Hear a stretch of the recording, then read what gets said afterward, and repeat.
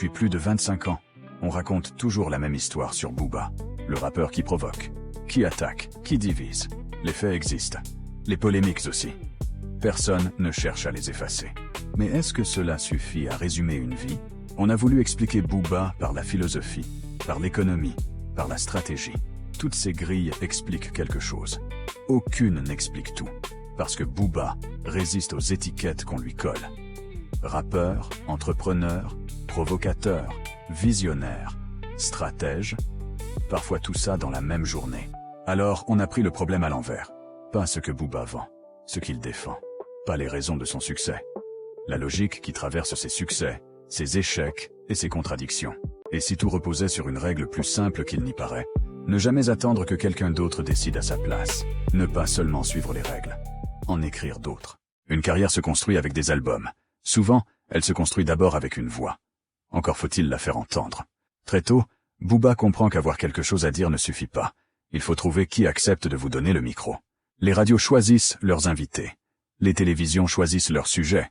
Les plateformes choisissent leurs règles. Et ce sont rarement les artistes qui les rédigent.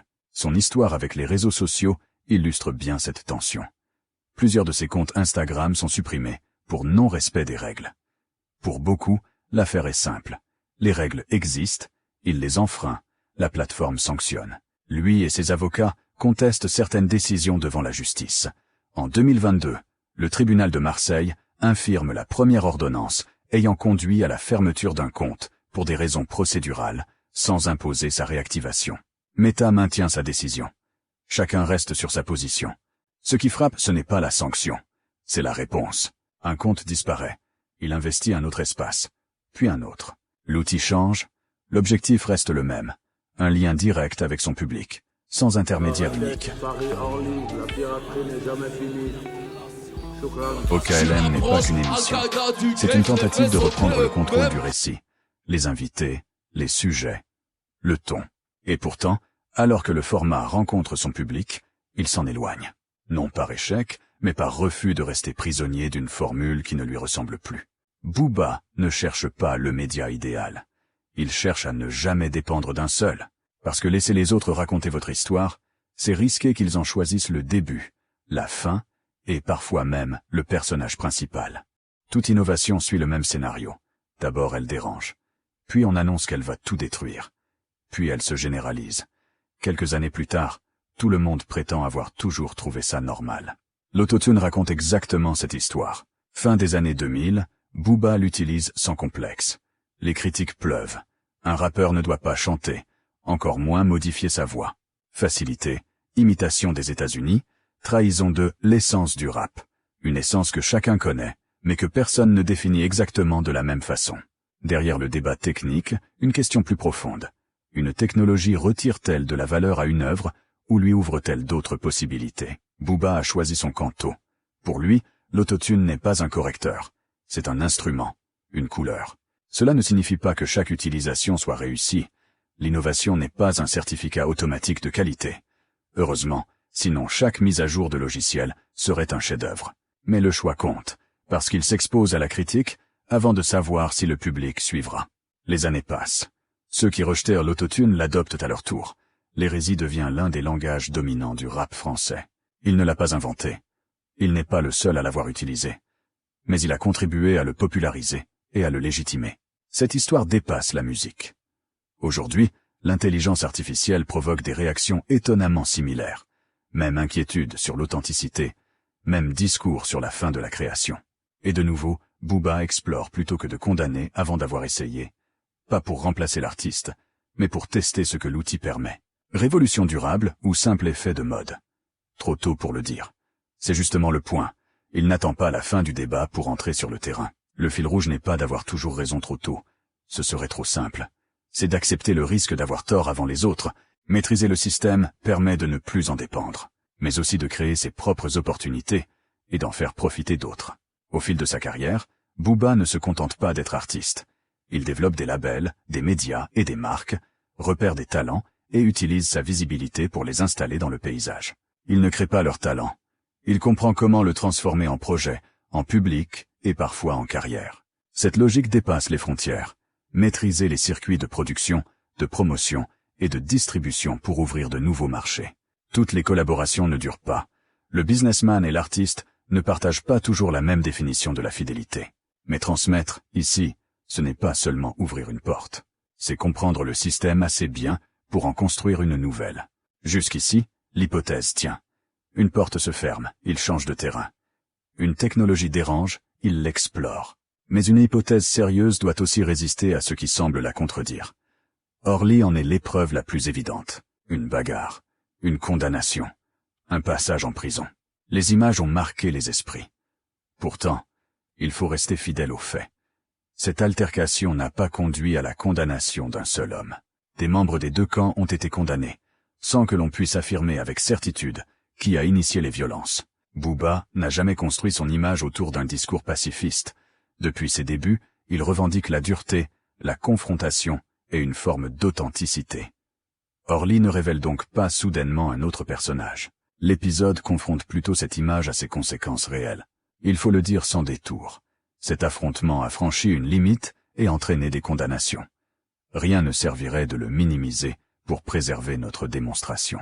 Quelques semaines plus tard, Booba propose pourtant de déplacer le conflit dans un octogone. Passer d'un terminal d'aéroport à une cage de MMA n'est pas exactement une proposition de paix. Mais pour cet amateur de sport de combat, l'idée répond aussi à une autre logique. Remplacer une bagarre incontrôlée par un affrontement encadré, soumis à des règles, à un arbitre et à une discipline. Le combat n'aura finalement jamais lieu. Mais la proposition reste fidèle à sa manière d'agir. Lorsqu'un événement lui échappe, Booba tente d'en redéfinir le terrain. Les affrontements, eux, continuent, sur les réseaux, dans les médias et devant la justice. Avec Magali Berda, Booba dénonce les dérives de l'influence commerciale et affirme vouloir protéger le public, notamment les plus jeunes, contre des pratiques qu'il juge trompeuses. Ces prises de position contribuent à placer le sujet au centre du débat public, avant l'adoption d'une loi encadrant davantage les influenceurs. La loi ne lui appartient évidemment pas, mais il a participé à rendre impossible à ignorer le phénomène de ceux qu'il baptise les influ-voleurs, un terme peu académique, mais difficile à oublier. Pour ses soutiens, il utilise sa notoriété comme un lanceur d'alerte.